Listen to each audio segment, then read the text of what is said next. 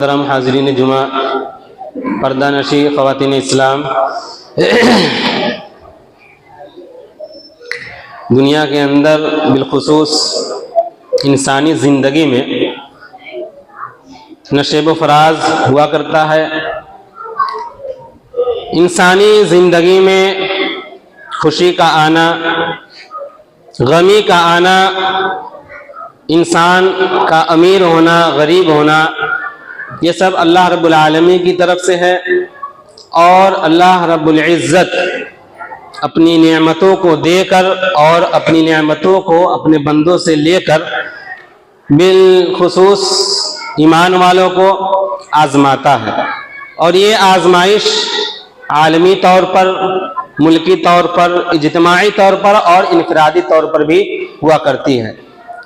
دراصل اللہ رب العزت یہ دیکھنا چاہتا ہے کہ بندہ مومن اس آزمائش میں، مصیبت اور پریشانی میں، آیا وہ ہمارے راستے پر رہ رہا ہے یا نہیں۔ اس بندہ مومن کے اوپر یہ جو پریشانی کے پہاڑ ٹوٹے ہیں، اس پوزیشن میں وہ ہمارے ہی در کو اپنائے ہوئے ہیں یا وہ ہمارے در سے کسی اور کے در پر سر کو جھکائے ہوئے ہیں۔ یہ اللہ رب العالمین کی ایک جانچ ہوتی ہے۔ اللہ رب العالمین انسانی زندگی میں ہمیں اور آپ کو جو زندگی ملی ہے، اس میں ہمیں اور آپ کو آزماتا ہے، اور آزمائش کی مختلف شکلیں ہوا کرتی ہیں۔ سورہ عنکبوت کے آغاز میں اللہ رب العالمین نے ارشاد فرمایا الف لام میم احسب الناس ان یترکوا ان یقولوا آمنا وهم لا یفتنون۔ احسب الناس، کیا لوگوں نے یہ گمان کر رکھا ہے، ان یترکوا ان یقولوا آمنا وهم لا یفتنون، کہ وہ یہ کہہ چکے ہیں، ایمان لا چکے ہیں، یعنی جو لوگوں میں سے، انسانوں میں سے جو ایمان والے ہیں، کیا وہ یہ گمان کرتے ہیں ان یقولوا آمنا وهم لا یفتنون، ایمان لے آنے کے بعد کیا ہم انہیں آزمائیں گے نہیں؟ ایسا نہیں ہے۔ جو ایمان والے ہیں اس کی آزمائش ضرور ہوا کرے گی۔ اس کی شکلیں قرآن کریم نقشہ کھینچتا ہے۔ وَلَنَبْلُوَنَّكُمْ بِشَيْءٍ مِّنَ الْخَوْفِ وَالْجُوعِ وَنَقْصٍ مِّنَ الْأَمْوَالِ وَالْأَنفُسِ وَالثَّمَرَاتِ وَبَشِّرِ الصَّابِرِينَ۔ 5 چیزوں کا تذکرہ اللہ رب العالمین نے اس آیت کریمہ میں ہمیں اور آپ کو بتایا کہ 5 ایسی چیزیں ہیں جس کے ذریعے ہم بندوں کو آزماتے ہیں، اور یہ آزمائش ضرور بالضرور آئے گی۔ وَلَنَبْلُوَنَّكُمْ بِشَيْءٍ مِّنَ الْخَوْفِ، پہلی آزمائش خوف کے ذریعے، ڈر کے ذریعے۔ اللہ رب العالمین خوف و ہراس کا ماحول پیدا کرے گا، دہشت کا ماحول پیدا کرے گا۔ انفرادی طور پہ آپ کسی سے ڈر سکتے ہیں، یا اجتماعی طور پہ، عالمی طور پہ امت مسلمہ کے اندر یہ خوف کا طاری ہونا اور یہ ڈر کا ماحول کا بننا، یہ اللہ رب العالمین کی طرف سے آزمائش ہے۔ والجوع ونقص من الاموال، اور اللہ تعالیٰ نے کہا کہ ہم بھوک کے ذریعے بھی اپنے بندوں کو آزماتے ہیں۔ انسان ہے، صبح کا کھانا میسر ہے، شام میں کھانا نہیں ملا، اور یہ چیز ہم آپ تصور نہیں کر سکتے، بہت فراوانی ہے۔ اب وہ دور نہیں رہا کہ انسان بغیر روٹی اور بغیر کھانے کے ترس رہا ہے۔ ابھی بھی کچھ لوگ ہیں، لیکن جہاں ہم رہ رہے ہیں، جس سماج میں، عام طور پر لوگوں کے ذہن میں یہ بات آئے گی کہ اب کہاں بھوک، اب کہاں غربت، اب تو وہ معاملہ ختم ہو گیا۔ چاہے کوئی کتنا ہی غریب کیوں نہ ہو، کھانے کے لیے روٹی اسے میسر ضرور ہے، لیکن اللہ نے کہا کہ ہم اس کو آزمائیں گے۔ اور یہ پوزیشن ہم نے اپنے آنکھوں سے بہت قریب سے لاک ڈاؤن میں دیکھا ہے۔ لاک ڈاؤن کے موقع میں اس چیز کو بہت سے لوگ بہت قریب سے اس کا معائنہ کیے ہیں اور دیکھے ہیں۔ بہت اچھا ماحول تھا، اچھی زندگی گزر رہی تھی، مال بھی تھا، دولت بھی تھی، اور اس کو معلوم نہیں تھا کہ ایسی حالت ہونے والی ہے۔ دوسری جگہ پیسے کو گنوا دیا، کھپا دیا، لگا دیا، اور صورتحال یہ ہو گئی کہ اب کھانے کو نہیں ہے۔ عبداللہ بھائی، عبدالرحمن بھائی، آپ مدد کریں۔ اس چیز کو ہم نے بہت قریب سے دیکھا ہے۔ اس کے بعد اللہ نے کیا کہا؟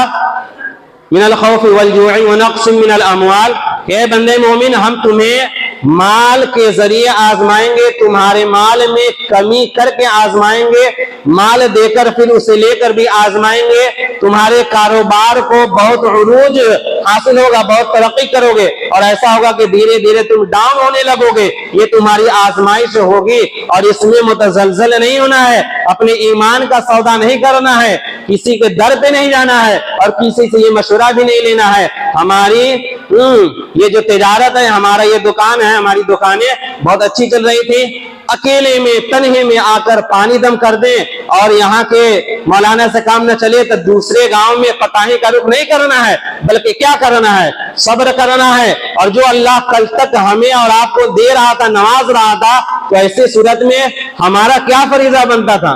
हम अपने आप में मगन हुए, उस वक्त हमने अल्लाह को याद किया या नहीं, हमने अल्लाह का शुक्र अदा किया या नहीं। जब अल्लाह की तरफ से इनायत हो रही है, बारिश हो रही है, तो फिर हम मगन है, और अगर अब मामला उसके अपोजिट है तो फिर हम दर बदर घूमने लगते हैं। ऐसी हालत हमारी नहीं होनी चाहिए, बल्कि अल्लाह ताला हमें आजमा रहा है, हमें अपने कहीं जो काम हमें करना है, जो हीला साजी हमें करना है, दुनियावी एतबार से हम उसको अपनाएंगे और यकीन और तवक्कुल और भरोसा अल्लाह की जात पे रखेंगे। अल्लाह ताला ने कहा कि वनक़्सिम मिनल अमवाल, हम माल में कमी करके भी तुम्हें आजमाते हैं और तुम्हें देखना चाहते हैं कि ऐसी सूरत में अब तुम्हारी हालत क्या बनती है। वल अनफुस व थमरात, और नफ्स के जरिए भी अल्लाह रब्बुल इज्जत हमें नवाजता है। नफ्स से मतलब जान देकर और जान लेकर। जान देकर बहुत अच्छी सेहत है, बहुत अच्छी जिंदगी गुजरी, अचानक कोई बीमारी आ गई, अब इंसान परेशान होने लगता है। बैरगिनिया, सीतामढ़ी, मुजफ्फरपुर, पटना तक गया, बस हार के चला आया। अब क्या करना है? बहुत इलाज करा लिए, अब इस दर पे जाएंगे, इस बाबा के पास जाएंगे, उस बाबा की यहाँ के पानी लेंगे और वहां का इलायची और वगैरह वगैरह। तो ये चीजें नहीं होनी चाहिए। अल्लाह रब्बुल इज्जत आपको आपके नफ्स के जरिए आजमाता है, बीमारी देकर आजमाता है, और अल्लाह रब्बुल आलमीन इस नफ्स और इस जान के जरिए आजमा कर अपने मोमिन बंदे को असल में वो अकीदे के पाठ और वो बाब पढ़ाना चाहता है कि नहीं, हर हालत में और हर पोजीशन में अगर तुम्हें यकीन और तवक्कुल करना है तो सिर्फ उस जात पे करना है। और मेरे भाई, इंसानी जिंदगी है, उतार चढ़ाव होते रहते हैं। आज अल्लाह ने अगर आपको औलाद की नेमत से मालामाल किया है तो आप बहुत मगन हैं, पर अल्लाह अगर यही औलाद, ये आपका दुलारा, ये आपके वालिदैन, आपके महबूब, आपके नजर के और आपके लक़े जिगर, अल्लाह आपको जब दिया तो आप मगन थे, खुश थे। जब ये अल्लाह की अमानत है, अल्लाह अगर ले रहा है तो इस पे वाविला नहीं मचाना है, चिल्लाना और चीखना नहीं है, गरीबान को चाक नहीं करना है, औरतें बिलखुसूस अपने बालों को नहीं नोचना है और अपने दुपट्टों को नहीं फाड़ना है, बल्कि क्या करना है, ऐसे मौके पे सब्र करना है। और हमें नबी अकरम सल्लल्लाहु अलैहि वसल्लम की जिंदगी को सामने रखना है। आप देखें, अल्लाह ताला की नजर में ये रुए जमीन पर सबसे मुअज़्ज़ज़ इंसानों में और पैगंबरों में और रसूलों में जो शख्स है वो नबी अकरम सल्लल्लाहु अलैहि वसल्लम की जाते गिरामी है। ये बात नहीं, ये हमारा ईमान और अकीदा है, और ये होना चाहिए। जिसका ये अकीदा नहीं है वो मुसलमान नहीं हो सकता। मेरे भाई, वो अल्लाह ताला ने नबी अकरम सल्लल्लाहु अलैहि वसल्लम की जिंदगी को आप पढ़ें, आपकी जितनी औलादें थी आपके हयात में सिवाय हजरत फातिमा रज़ी अल्लाह ताला अन्हा के जितनी तीन लड़के और 4 लड़कियां, सबों का इंतकाल नबी की जिंदगी में हुआ। सिर्फ हजरत फातिमा नबी के इंतकाल के कुछ दिन के बाद इंतकाल करती हैं। और हजरत नबी अकरम सल्लल्लाहु अलैहि वसल्लम की जिंदगी इतनी कठिन और इतनी परेशानियों से भरी है कि आपको किसी और की जीवनी को पढ़ने की जरूरत नहीं है, किसी और की जिंदगी को झांकने की जरूरत नहीं है, बल्कि आप उनकी जिंदगी को पढ़ें और उससे सबक सीखें। अल्लाह ताला ने हमारे लिए, आपके लिए, रहती दुनिया तक के इंसानियत के लिए अल्लाह ताला ने नबी अलैहिस्सलातु वस्सलाम को उसवा और नमूना बनाया। क्या फरमाया? लक़द कान लकुम फी रसूलिल्लाहि उस्वतुन हसना। तो मेरे भाइयों, ऐसे मौके पर भी हमें झांकना चाहिए, देखना चाहिए नबी अलैहिस्सलातु वस्सलाम की जाते गिरामी को। आप सल्लल्लाहु अलैहि वसल्लम का लक़्ते जिगर हजरत इब्राहिम और मारिया क़िब्तिया के बतन से है, और उस वक्त नबी अलैहिस्सलातु वस्सलाम اپنے بیٹے کو اپنے گود میں رکھے ہوئے انسان کتنا مدن رہتا، کتنا اچھا لگتا، کس کو اچھا نہیں لگتا اپنے لاڈلے کو اپنے پیارے کو اپنے گود میں کھلائے، اور وہ بھی جب شیرخوار بچہ ہو تھوڑا اور بڑا ہو جائے، ابھی چلنے کے لائق بھی نہیں ہے اور گود میں لیے ہوئے ہیں، اور اس وقت نبی علیہ الصلوۃ والسلام کی یہ پوزیشن ہے، بخاری کی روایت ہے یہ کہ ان العین تدمع والقلب يحزن ولا نقول الا ما يرضى ربنا وانا بفراقك لمحزونون یا ابراہیم، ہماری آنکھیں اشکبار ہے، دل غمزدہ کسی نبی صلی اللہ علیہ وسلم کی، لیکن اسے کیا پیغام دیتے ہیں؟ ان العین تدمع والقلب يحزن ولا نقول الا ما يرضى ربنا، کہ لوگوں ایسی جب تمہاری حالت ہو جائے ولا نقول الا ما يرضى ربنا، اس وقت بھی تمہیں ایسی باتیں نہیں کہنی ہے جس سے تمہارا رب تم سے ناراض ہوتا ہو۔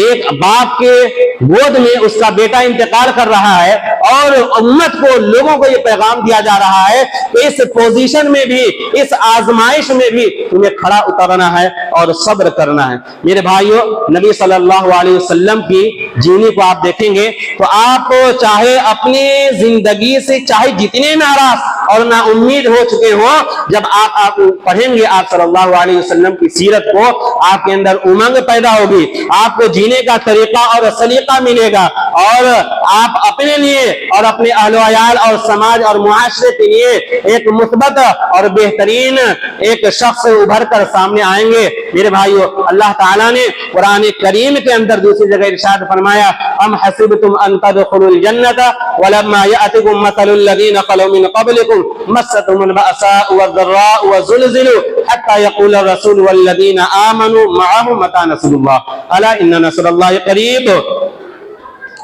گزشتہ امتیوں کا تذکرہ کرتے ہوئے اللہ تعالیٰ نے یہ بات بیان فرمائی، ام حسبتم ان تدخلوا الجنہ، کہ لوگ یہ گمان کرتے ہیں کہ بس یوں ہی جنت میں داخل کر دیے جائیں گے۔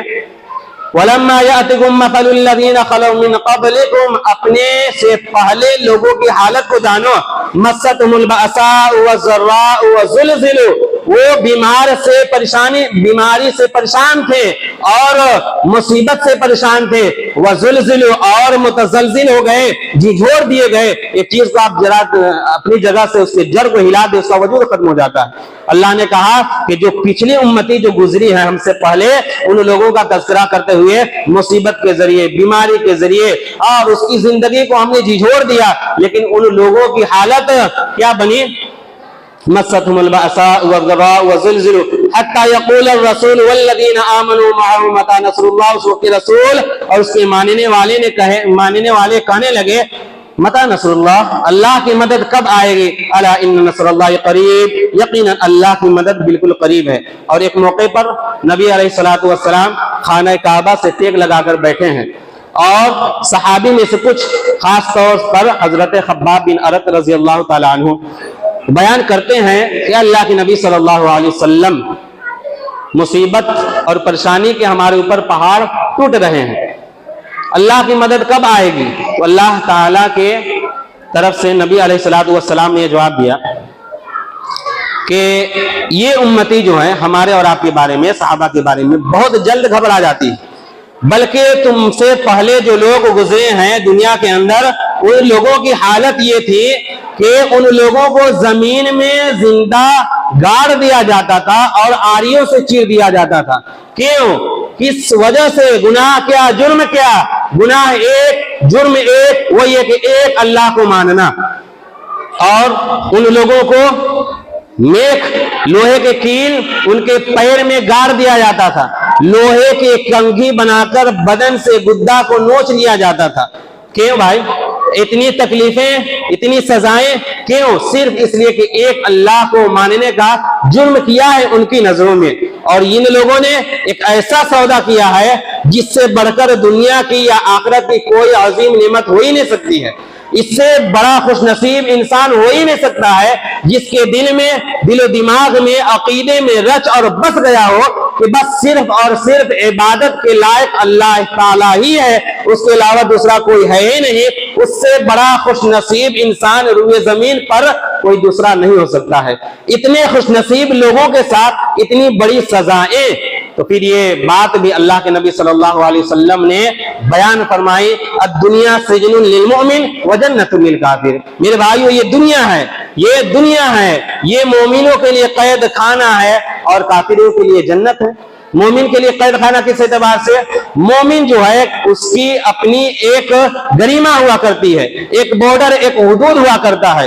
اسے اگر زندگی گزارنی ہے تو منمانی زندگی نہیں چلے گی، بلکہ شریعت اسلامیہ کے سانچے میں، اسلام کے دائرے میں رہ کر وہ زندگی گزارے گا۔ ظاہر سی بات ہے، ہم اسلام کے ماننے والے ہیں، اس کے مکلف ہے، تو ہمیں پھونک کر قدم رکھنا پڑے گا، ہمیں دوسروں کو دیکھ کر ان کے نقشے قدم پر نہیں چلنا پڑے گا۔ اور جو لوگ ایمان والے نہیں ہیں، اللہ کو نہیں مانتے ہیں، پھر ان کی بات الگ ہے، ان کے معاملات الگ ہے، وہ جو چاہے جیسے چاہے بسر کر سکتے ہیں، زندگی گزار سکتے ہیں، اس لیے کہ ان کی جنت بس یہی تک ہے۔ اور ہمارا اور آپ کا معاملہ کیا ہے؟ والبعث بعد الموت، کہ موت کے بعد بھی ہمیں زندہ کیا جائے گا، یہ ہمارا ایمان ہے۔ اور جب یہ ایمان ہے تو ہماری تیاری بھی ویسی ہی ہونی چاہیے۔ میرے بھائیو، اللہ تعالیٰ نے اس آیت کریمہ کے ذریعے ہمیں اور آپ کو یہ پیغام دیا، چاہے ہماری آزمائش انفرادی ہو یا اجتماعی ہو، مال کے ذریعے ہو یا اولاد کے ذریعے یا اسی طریقے سے کاروبار کے ذریعے، جس اعتبار سے بھی اللہ ہمیں آزماتا ہے۔ آپ جانتے ہیں آزمائش جو ہے یہ سب سے زیادہ تکلیف دہ اور سب سے بڑی آزمائش یہ انبیاء کرام کی ہوا کرتی ہے، اور روئے زمین پر اللہ کی نظر میں سب سے محبوب ترین جو گروہ گزری ہے وہ انبیاء کی گروہ ہے، وہ انبیاء کی جماعت ہے، وہ انبیاء ہیں۔ اب ظاہر سی بات ہے کہ اللہ کی نظر میں جو سب سے محبوب ہے اور اس کو سب سے زیادہ آزمایا جاتا ہے تو پھر اس کا رزلٹ بھی اتنا ہی اچھا آئے گا، تو انعام بھی اتنا ہی قیمتی ملتا ہے۔ یہ دنیا کا نظام ہے۔ آپ جانتے ہیں کہ جتنی سخت اس کی حالت ہوتی ہے، جتنا سخت امتحان لیا جاتا ہے، اور بچے یا کوئی بھی اگر اچھے نمبرات اتنی ہی اچھے سے اس میں کارکردگی کرتے ہیں اور پوزیشن لاتے ہیں، کامیاب ہوتے ہیں، تو پھر اس کے بعد اس کو انعامات سے بھی اسی اعتبار سے نوازا جاتا ہے۔ اما عائشہ رضی اللہ تعالی عنہا نبی علیہ الصلوۃ والسلام سے کیا پوچھتی ہیں؟ اے اللہ کے نبی صلی اللہ علیہ وسلم، احد کے میدان میں جو صحابہ کو پریشانی لاحق ہوئی اور آپ کو اپنی زندگی میں کیا اس سے زیادہ بھی کوئی تکلیف پہنچی ہے؟ حالانکہ آپ جانتے ہیں احد کا معاملہ یہ ہے، نبی علیہ الصلوۃ والسلام کے دندان مطلب دانت شہید ہو گئے، سر مبارک زخم ہو گیا، سر پہ زخمی ہو گئے، اور بھی جسمانی تکالیف اللہ کے نبی صلی اللہ علیہ وسلم کو پہنچی۔ اس اعتبار سے حضرت عائشہ نے کہا کہ اللہ کے نبی صلی اللہ علیہ وسلم اس سے زیادہ کوئی تکلیف تو آپ کو نہیں پہنچی ہوگی۔ اللہ کے نبی صلی اللہ علیہ وسلم نے جواب دیا کہ نہیں، بلکہ مجھے سب سے زیادہ تکلیف اس وقت پہنچی جب میں مکہ سے ہجرت کر کے حبشہ گیا، اور ہمیں یہاں کے لوگ، جو ہمارا آبائی جگہ ہے یہ مکہ، یہاں سے ہجرت کرنے پر لوگوں نے مجبور کیا اور اللہ کی طرف سے حکم آیا، ہم یہاں سے ہجرت کیے، ہمیں تکلیف ہوئی اور حبشہ گئے۔ یہ معاملہ جو ہے یہاں سے ہجرت کرنا اور حبشہ کا جانا، اور پھر یہ کہ وہاں لوگوں کا جو امید بھر کر ہم گئے تھے اس اعتبار سے ایمان نہ لانا، یہ مجھے سب سے زیادہ تکلیف پہنچی اندرونی طور پر، اور اس کا احساس مجھے سب سے زیادہ ہوا۔ اور آپ جانتے ہیں یہ جو اسراء کا معاملہ ہے، معراج کا معاملہ ہے، سبحان الذی اسریٰ بعبدہ لیلا من المسجد الحرام، پوری تفسیر ہے قرآن پاک 15واں پارہ میں۔ یہ انعام اور یہ معجزہ اللہ کی طرف سے کب اللہ کے نبی صلی اللہ علیہ وسلم کو ملا؟